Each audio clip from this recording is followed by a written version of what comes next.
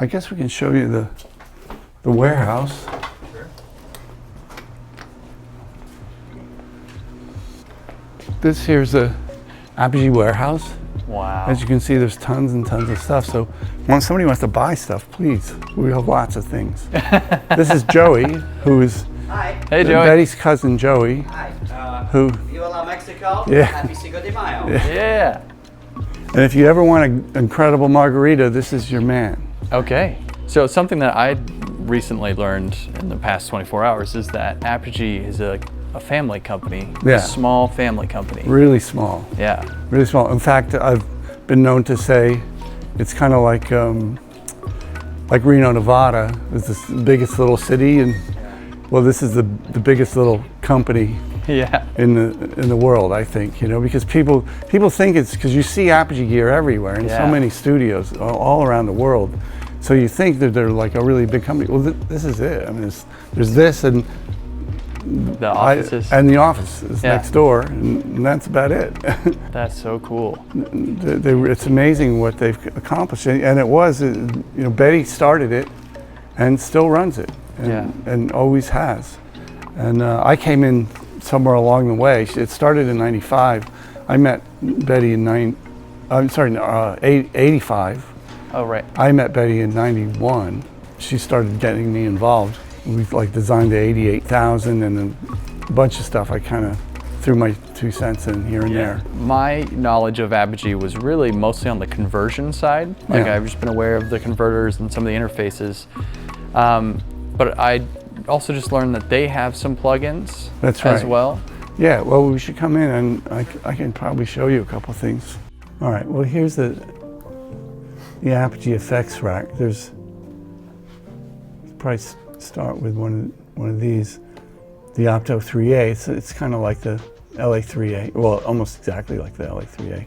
Yeah. Actually, there's a Pultec Eqp 1A, which is exactly like an Eqp. I don't know why it defaults to sharp.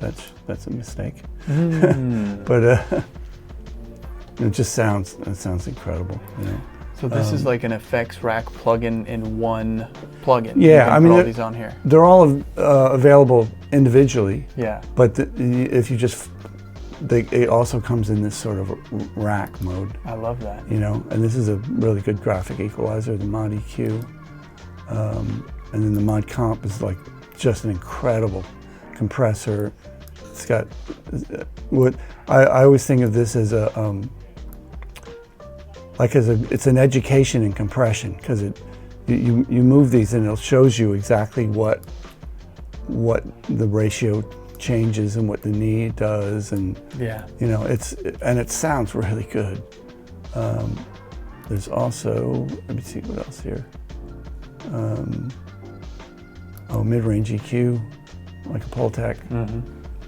That's great. And then there's also the Clearmountain plugins. I hope they're on here. So you're saying you like the LA3s more than the LA2s? I do. They seem a bit more transparent and they're a little faster. Yeah. At least, maybe they aren't, but they seem like it to me.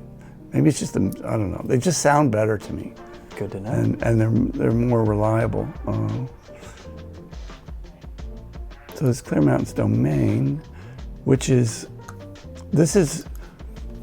I had this whole workflow of effects that I normally do, and which involves, you know, a couple of delays, harmonizers, reverbs, EQs, some distortion, and so there's like 2 delays, and you can do all kinds of things. You can send them, cross them left and right if you want to. This is like a distortion thing, this delay blur. You know, it's the usual thing. It'll sync to a session like most delay plugins will do, or you can set it individually.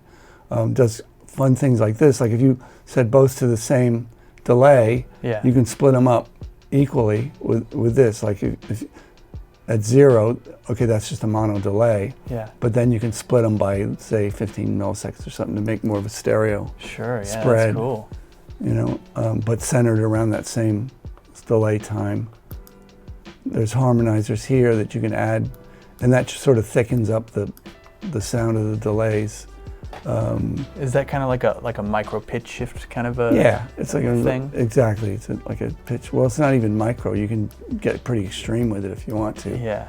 There's a bunch of reverbs. There's the Apogee Studio reverb. So these will feed in to these reverbs, or you can go directly in.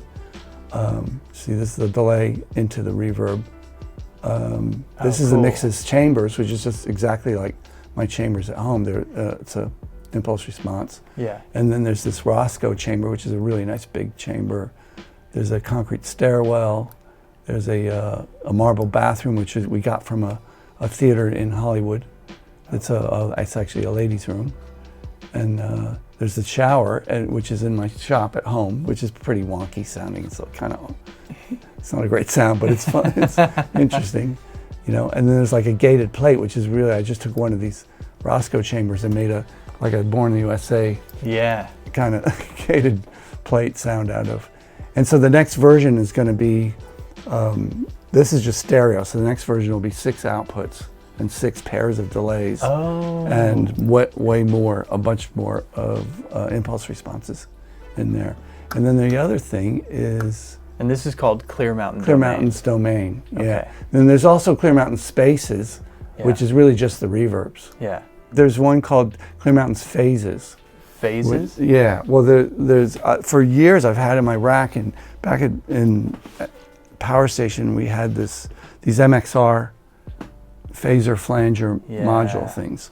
And I always liked them. I mean, back in the 70s, it was the sort of R&B road sound.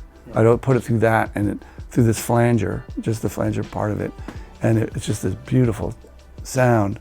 And so he's totally duplicated that as a plugin, but then we've added to it. So it actually does proper zero crossing tape flanging, things like that. And then you can get really extreme with it. You know, it just gets extreme, increase the delay times, and you can get some completely nutty sounds. You can go from just real subtle, you can have a stereo delay where like it's just a flanger, but the oscillators on the 2 sides are opposite, right? Yeah. And so you get like this nice, beautiful stereo flanging sound. All kinds of things like that. I wish I could show it to you, but for some reason we haven't installed it in this computer yet.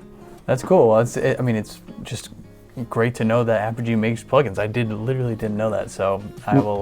Well, this is the other thing. Check these out. The people should know that the people here are as fanatical about the plugins as they are about the hardware. Yeah. I mean, they really are. I mean, they take too long, which is one of the problems. Because like, okay, is this done yet? Well, it's not quite right, you know. Yeah. And so they're totally fanatical about it, and so they're really, really good. Yeah. And great. Can't wait to try them out. Especially like the Pultecs, and Apogee is the only company that's legally permitted to use the word Pultec. Yeah. Because we have a partnership with Pulse Techniques. Yeah. And which very cool. The other companies don't, and yeah. They really shouldn't be using the name Pultec. Yeah. You know, nobody is bothering to sue them, so whatever. But they should really stop doing that. Well, that's really, really cool. Definitely mine, and I'm sure many other people's favorite EQ I mean, the mix bus, obviously bass, kick drum, like so many. I'd love to see how many, or hear like some of the things you love putting it on that.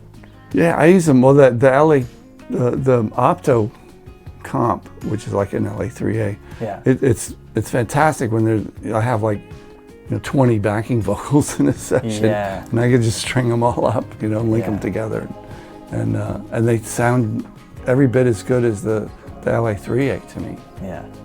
I mean, I wasn't much of a plug-in user, or I mean, I use reverb plugins quite a bit, but just stuff like that, and now. Because Apogee, because I never really liked many of them, they never really sounded. I'm so used to using the real thing that most of them just don't quite cut it. Some of them come close, but the Apogee ones really do. They really do sound like the original. And I mean, I have, well, besides these 2 here, I have 5 EQP 1A 3s at home, and. So it's kind of, I interchange them. I mean, they're really pretty much the same. That's so cool. You know, sometimes I just like to turn knobs, and so I'll plug the real ones in. Yeah. And not only that, I spend a lot of money for them. So. Yeah. So I got to use these damn things. Yeah.